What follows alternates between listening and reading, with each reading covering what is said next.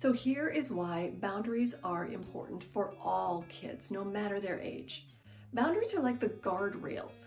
Our kids are growing, they're expanding, they are trying new things at all different ages, right? So from the time that they are learning how to walk to the time that they are walking out the door, they are learning how to grow and expand and fit within the world. The place that we want them to be able to experience the most growth in a safe place is at home. So we set boundaries.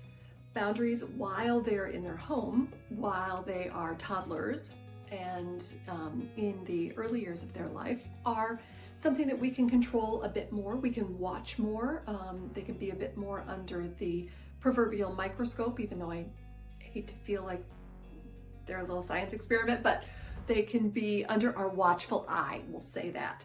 And we are able to help them make the distinction between what is right, what is wrong, between what is the limit of their experience of learning and what is a safe place for them to be able to grow and learn. So this could be in talking, this can be in physical exertion, this can be in adapting and trying new things and becoming more independent.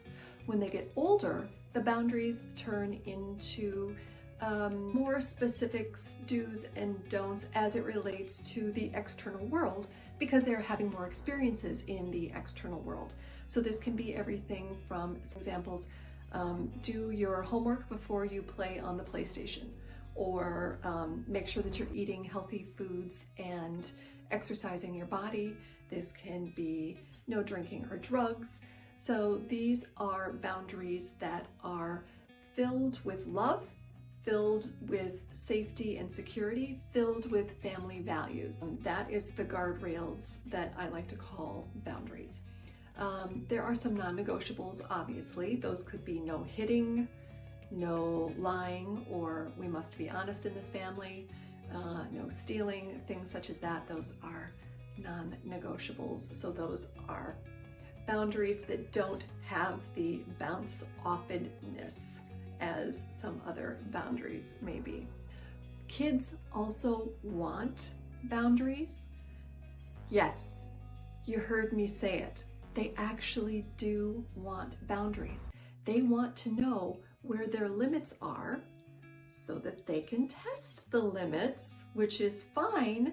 We want them to do that in the safety of their own home, and we want them to be able to reach those limits, which may mean making mistakes or having failures, because then they know what their limits are and they can learn them for themselves, so that they know how to make decisions for themselves. That is the positive for boundaries, and that is why kids need boundaries.